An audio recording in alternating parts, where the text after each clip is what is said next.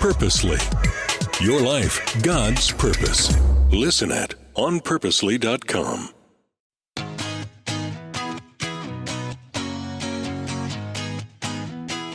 Hey friend, I got something in the mail that I was really excited about. It was a book.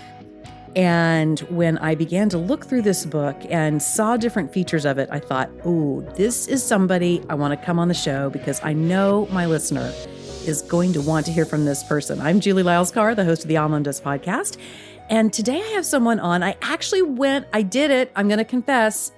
I slid into her DMs. I got the book. And I was like, how do I get in touch with this person? Because I am so excited to hear what she has to say. I was like, I'm going to do it. I'm just going to fangirl. And I did. I got into the DMs and was able to get connected to her team. And so Jillian Benfield, thank you so much for being on the podcast today. And thank you for letting me slide into your DMs. That just made me laugh out loud. Thank you for sliding into my DMs. I don't think I've ever said that sentence before. And I'm really happy to be here. So glad to have you. Well, give my listener a little update on who you are, where you live in the country, a little bit of career background, all that kind of stuff. Yeah. My career background is I'm a former TV news anchor and reporter. And my husband graduated dental school in 2013, and the Air Force paid for his dental tuition. And so once we were done with dental school in 2013, they moved us across the country to Las Vegas, Nevada. And we lived in, I think, 8 different states. Is that right? I'm going to get this wrong. We've lived in 8 different states together in a very short amount of time. No, I'm sorry. Maybe it was 5 different states in 8 years. I don't remember the numbers. We've lived in a lot of places. It's a lot. No matter what, it's a lot. It's a lot. Anyways, now we are finally settled on the Space Coast of Florida. And my husband's in private practice and out of active duty military. And so this year has been a big transition for us. Right. We followed the military when I was a kid because my dad was with the space shuttle program.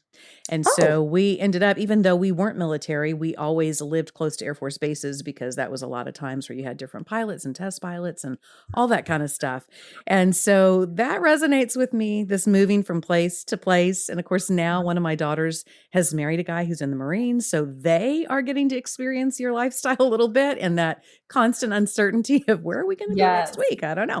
So that is hats off because that is a really interesting way to start a marriage and a whole lot of moves to make. No wonder the numbers get a little fuzzy somewhere in there. Now, and all of that, you also had a career in media. So how did all of that work together?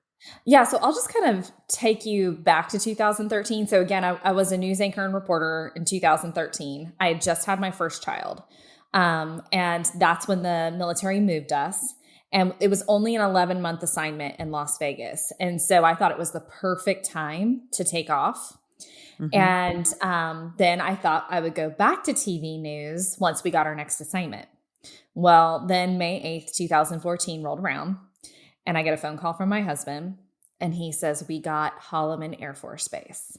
Now I had studied this list pretty extensively. I can probably still to this day name you 90% of the Air Force bases around the world. And this base was not even ringing the slightest of bells. And I said, Andy, where is that? And he said, Alamogordo, New Mexico. So there's not even a Target in Alamogordo, New Mexico, let alone a TV news station. So I was devastated. I think a lot of moms can relate to that, right? This identity piece with your career and how that can change when you become a mother or become a military spouse or whatever, what have you. Well, then that same day, later in the day, I had this little whisper in my head to take a pregnancy test. And we were not trying. Our daughter had just turned a year old and it was positive. And so I thought, okay, God, okay, you want me to be a stay-at-home mom? I get it. Okay. I thought I had it all figured out. Yes. Right. And so, yeah. And then we got to Alamogordo. 2 months later and had my 20-week ultrasound. And then my life started going down a very unexpected path from there. The book that I got in the mail is this beautiful cover, and the title is The Gift of the Unexpected. And Jillian, part of what really propelled me to seek you out was so often in our lives, I think that we see information or we get ideas on when something unexpected happens. Here's how you survive. Here's how you dig in. Here's the things that you do to try to take care of yourself. The way that you have titled this is such an interesting change of perspective. It's such a powerful mindset to say, in this unexpected, where is the gift? And for you as a military spouse, that unexpected is happening all the time when it comes to these moves and what that's going to mean and what that's going to mean for your career. But that you also had happen on the same day, this pregnancy test you weren't expecting to turn positive. And then you had some ultrasound results that were very unexpected. The power of now, these years later, you being able to take us as a guide and say, these unexpected things, particularly in this pregnancy, can be seen as a gift is so incredible. So you have this ultrasound and it does not go the way one might hope. So what happened? Yeah. So the ultrasound tech I noticed was taking a really long time because I already had, a very young child. So I had just gone through all of that. And finally, she got her measurements and she thanked us, flipped on the lights. A nurse walked in the room and said, well, everything must look great because the doctor's not here. And as soon as she said those words, he walked in and he explained to us that there were several markers on the ultrasound that indicated that our child had a higher chance of having a trisomy. And I said, well, what does that mean? And he says, it means that your child has a higher chance of having a condition like Down syndrome. And I just remember my back like breaking out in fire. And the words, I can't be a special needs mom. I can't be a special needs mom. Just going over and over again in my head like a skipping CD. Well, then we got some blood work done. And 8 days later, I get another phone call from my husband. And he says, the doctor called. It's not good. I'm coming home. And I just remember my heavy 21-week pregnant body just falling to the kitchen floor. And I just said, oh no, oh no, oh no, this doesn't feel real. This doesn't feel real. And finally, my husband walked in and I could tell he was going to be sick. And I started unbuttoning his very restricting military uniform. And he did get sick. And I remember him laying his head on my chest afterwards. And I just remember his hot tears rolling down my chest. And, we had just turned 27 years old, both of us. And we just couldn't believe that this happened to us. And we knew the test was positive for something life-altering and possibly deadly. We did not know what at that point. And we had to go in to get the official results. And the doctor walks in and he said, well, it's not good. Your child has a 99.9% chance of having Down syndrome. And it's normally at times like these, people want to talk about their options. I said, what options? He said, option 1 is you terminate the pregnancy. And I said, well, what's option 2? And he said, option 2 is you continue the pregnancy with a high-risk doctor. He said, but don't worry. You don't have to be a hero. If you decide not to go through with the termination, you can have the baby here and we can keep him comfortable, but we don't have to do anything drastic to save his life. So in other words, we could have our baby to keep our consciences clean, but we could let him die of natural causes. So the doctor believed that our child would have a life that was not worth living. So I grieved as if a death had taken place. But it would take me many weeks and months and possibly years to realize that I had way more in common with that doctor than I wanted to admit. And that's a lot of what this book is about. It's about unraveling that. It's about the unlearning and the learning that can take place after the unexpected. I love this phrase of unlearning. And when I look at the verbiage, And again, I think it sounds like this was a doctor who was trying to engage with you with compassion and with options and with trying to give you some sense of, look, we can get our hands back on the wheel here. This unexpected thing has happened. We're going to put some control back in your hands. What I think is really fascinating is that he started with the idea of, I'm here with bad news, and went from there. And myself, having two children who are differently abled, it is very interesting to observe the language, even this language of hero. You don't have to be a hero. Or sometimes how we treat parents who have children who are differently abled as if they are heroic for taking this on, for doing whatever. This is all a really interesting soup because, again, I know, Jillian, that before I walked some of the experience that I've now had, there were people I probably engaged with who have children who are differently able, and I was using phrases and terms and sending emotion and, heart emojis their way that now I recognize, what was I doing? Like, I had a lot to unlearn myself, which is part of what I love about that word.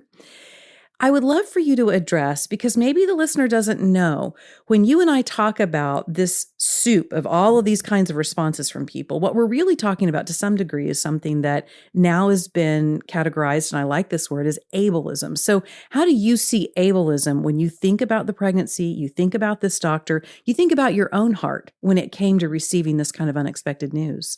Yeah, so ableism is the idea that disability is inherently inferior and in something that needs to be fixed.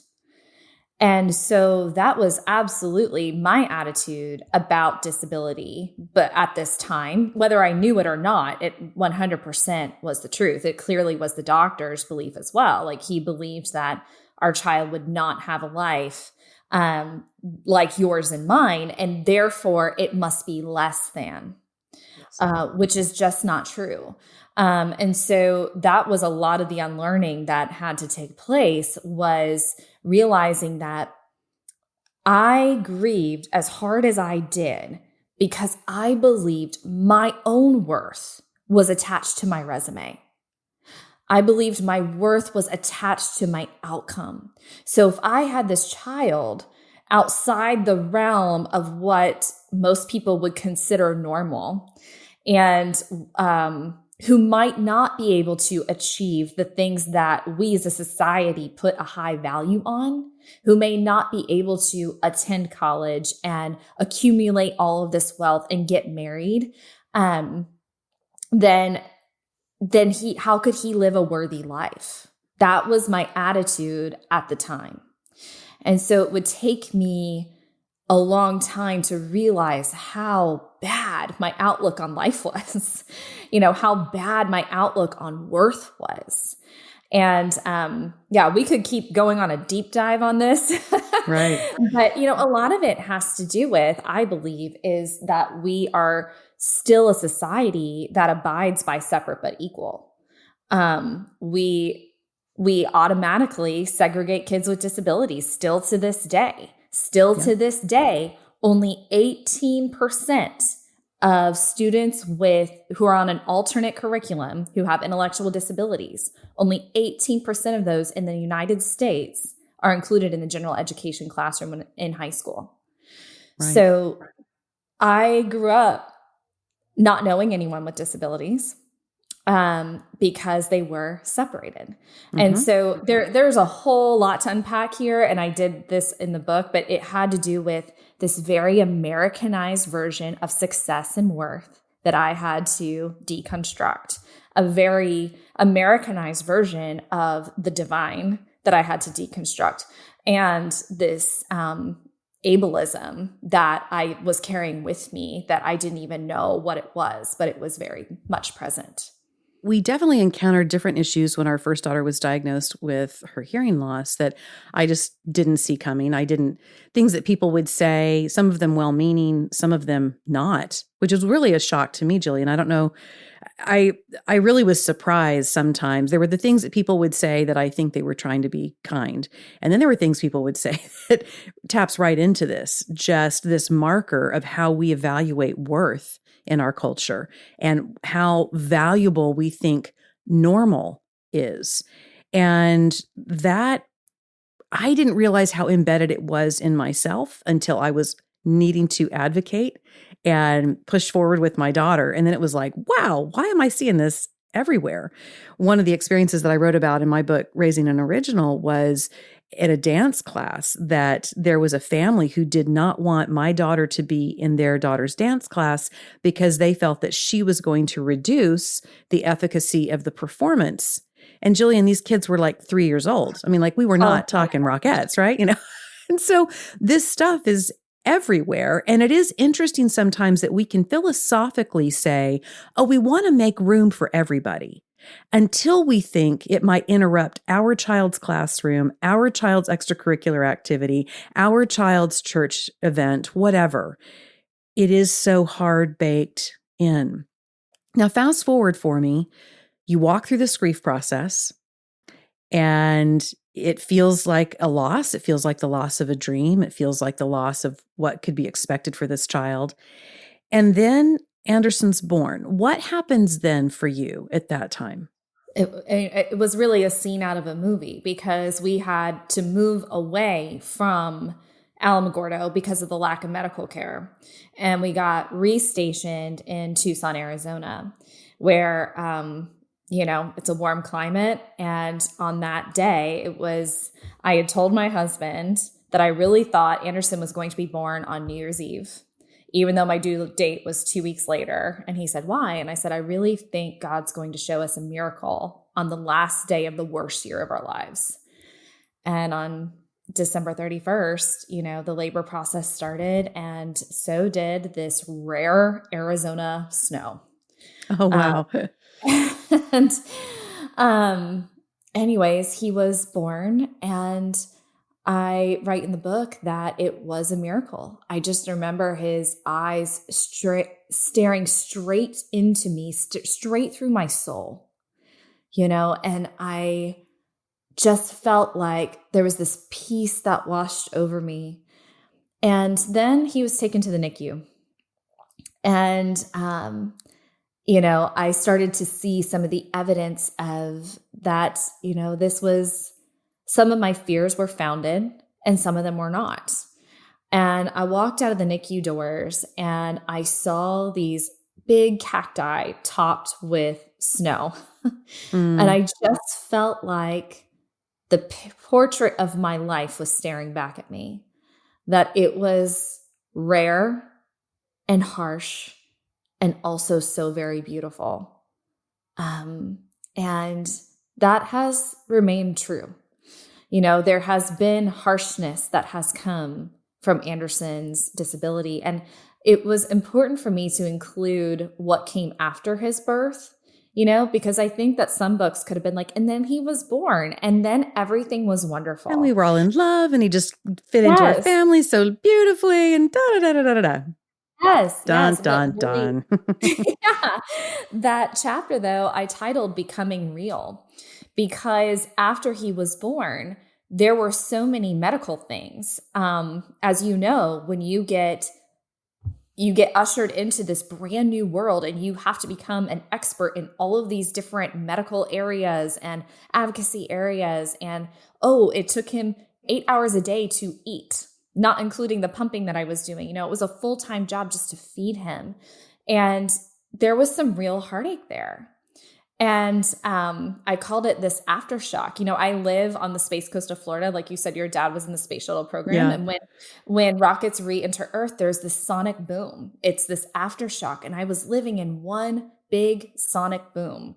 The shuttle had landed. It was rolling along the landing strip. And I was in this new place, knowing not a single other person other than my husband. I became a medical mom overnight. Had no time to make friends. There, everything was revolved around his medical needs. And I say that because there was peace the day he was born. And there was also this reality of him having these medical issues and all that came with that. And so I go back to that picture of the cacti with the snow, because it really was the picture of my life that was about to unfold, and still to this day is sometimes true. It is interesting. There is a romanticization, and you touched on this when you talked about the doctor saying you don't need to be a hero. There is a romanticization, I think, at times within the parenting observations, the way that people put on you, in a sense, that if you have a child come into your home who is differently abled, then there's this romantic idea of it in some ways. There are those who push hard and push hard against it, as we talked about with culture and this sense of worth and what is a worthy life, what is a well-lived life. And then there is this other side which tries to tidy it up again really quickly and get really fast to, oh, what a beautiful lesson. And here it is. And it's tied up with a bow. So how has that been, being willing now? You've accepted this thing as a gift. You've had this mindset change. Anderson is now turning into a big kid and all the things. How does that now still play out for you? Because the story keeps going, right? I know with my girls, there were things that we figured out that worked. And in their toddler years, we got this piece figured out and this was still really hard and on and on. But I am here to tell you that even though one of my girls is now an adult and I have one who is getting ready to test for her driver's license, and I'm like, wait, what are we? Wow, we're here already. Each new season does bring some new things that as a parent, you're on a track that's different than some of the other parents in your world.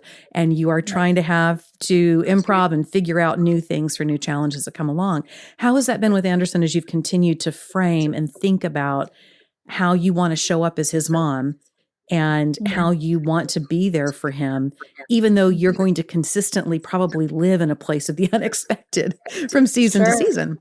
Yeah. So I talk about this in the 10th chapter of the book. It's called An Abundant Life. And basically, what I believe is that God did not promise us a perfect life. He promises us an abundant one. And I think even that word abundance gets romanticized as well. But really, abundant life is a full life. And how I end up framing what you're talking about, really, this one tool has reshaped how I think about parenting a child with disability and how I think about life in general, honestly. And it's the word "and." I used to be a "but" user. So parenting a child with a disability is really hard, but it's really good. Yes. And when you use the word "but," it negates those harsher parts of our realities, right? Now I use the word "and." So what that would look like right now is, man, Anderson's behavior is really hard right now. And parenting him has been one of my absolute best gifts I've ever received. Both of those things are true. And when I am able to hold those things in both of my hands, I can see the darker shades and I can also see the brighter shades, and I can see that the whole of it is good. I said this in that chapter that I feel like when I look at my life as a parent of a child with a disability, and you can insert this with anything. You can insert this with as just a mother or whatever your unexpected thing is. Right. I feel like it's the color white, not in the traditional literary sense where everything's white and bright and lovely, but white holds all the colors, And so my life with Anderson in particular does have those deeper, darker shades. And it also has these bright and airy shades. And the whole of it is so very beautiful. And that's how I'm able to process the harsher parts that can come with parenting a child with a disability in a world that's not accessible. Jillian, how have you managed with your other children, parenting them in conjunction with parenting Anderson? And part of why I ask this is, at least in my world, with my girls, it was like everybody had to be all in. You know what I mean? Whether my other kids thought this was convenient or not, they had to be all in what we were doing. And there were a lot of elements of having siblings who were differently abled that I think in beautiful ways colored my other kids' worlds. The irony that I often feel happens that people don't realize in the parenting journey is, yes, you may have a child with an identified disability, but your other kids all have special needs too. Like they all have things that they are grappling with and things that are a challenge and things that they're great at and things that they're not great at. So how are you in this journey with your children all still at home, growing in those early years? How is all that working for you? I think it does change depending on the season we're in, for sure. There was a time where when Anderson was much younger and my daughter, my oldest child, was, not in school aged yet. And so she was drug around to therapies and all of these things she had to come with, because I was a full-time medical mom at this point. And so we would do things like take her out on one-on-one dates often and maybe put her in the more extracurricular activities because that's what she really likes. She likes to be busy. But on the whole of that, I see so much how Anderson has shaped her. My youngest is still 5, that's to be determined. Yeah. But, TBD. Yes, but she is so adaptable. She is so helpful. Her teachers told me at our parent-teacher conference that she is the first one, I've got her on the other end of the spectrum. She's gifted off the charts, and so I'm raising 2 children on the opposite ends of that type of spectrum. But she's the first one to jump in to help kids who are struggling with whatever they're working on in school. And her teacher says she does it in a way that is so humble, and I just see her compassion towards other people.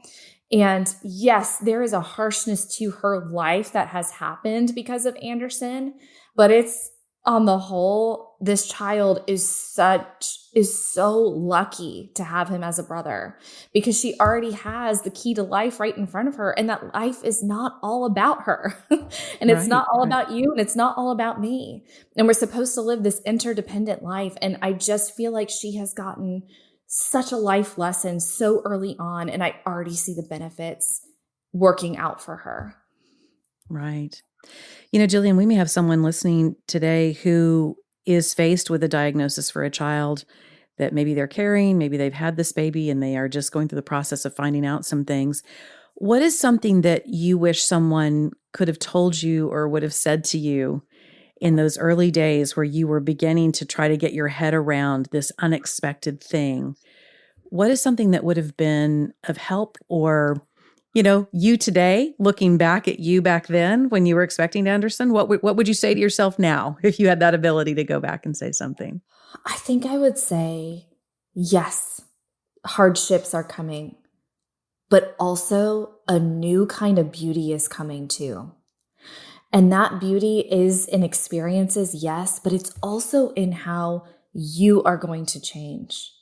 You are going to look back at this time and you're barely going to be able to recognize that person who once was grieving over this. Your perspective is going to be different and it's going to be better. You are going to be different and you're going to be better. You have something in you that needs to be healed and you are going to find healing through this unexpected thing that's happened to you. And that's what I really hope the reader from this book gets is that, not all of our unexpected circumstances are good. I have been through other unexpected circumstances after Anderson. Our youngest child was born with profound medical issues. We thought we were going to lose him at one point.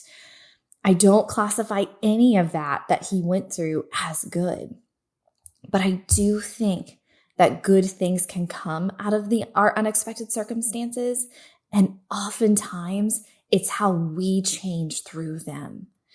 And we are called into this work of transformation all the time. And sometimes the unexpected is the best pathway to get there. So yeah, I think that's what I would say. I love that.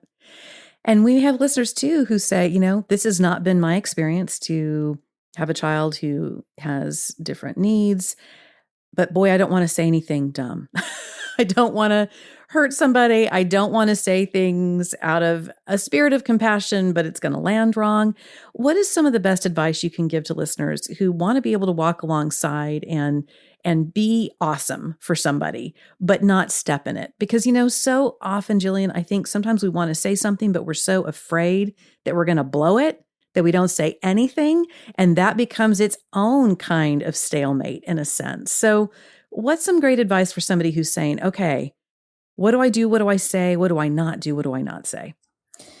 I think, first of all, a friend of mine who went through many unexpected trials, very, very different from mine. I just will never forget this thing she said to me at the beginning of my unexpected trials. And she said that my heart is with yours, and I think that's something you can always say, like, no matter where that person's heart is, whether it's in a place of heartbreak or, a place that is moving on from that you're going to be with them in it.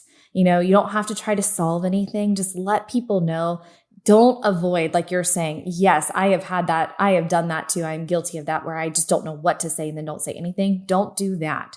Always say something. And if you don't know what to say, just, I am with you. I am with you. I will be with you in the dark, in the light. Help me to be with you and show me the way. And also what I would say to the listener who in particular might have a friend who has children with disabilities is to know that my family's life is different than theirs, but it's not a less than life. Yep. And that doesn't mean that there's not harshness that comes with this life, because there has been, and at times there still is. But it's not less. And that is the greatest gift when I have somebody who can come alongside me and sit with me in those harsh times. Sit with me when the school stuff is just going wrong for Anderson, and also see the beauty of his life and our life. I love that. Well, Jillian, I know that you've just shared so much wisdom, because again, the unexpected isn't necessarily having a child who's differently abled. It shows up in a lot of different ways in our life. And I appreciate so much that in calling it the gift of the unexpected, it's not a Pollyanna silver lining kind of approach. It's really digging down into understanding what makes us tick, the things that we've carried in us that need to be undone and untangled, the opportunity for growth. I think all of it is such a beautiful approach at looking at the challenges that we face in life. Where can the listener go to connect with you? Where can they go slide into your DMs? I don't want to sign you up for that, but it's how we met. Where can they go for all the things to find out more about you and your family and the work that you do? Sure. I'm on Instagram at Jillian Benfield blog. I'm on Facebook at Jillian Benfield. My website is jillianbenfield.com. And my book is available at Amazon.com. It's Target.com, Barnes & Noble. And also it's always 30% off at Baker Publishing House. So all right. Yeah. Check it out there. All righty. Well, Jillian, thank you so much for making time to be on and for sharing your heart, your story, your experience. It's just absolutely invaluable. And I just appreciate you so much. Thank you. Thank you. This was a great conversation. I really appreciate you having me.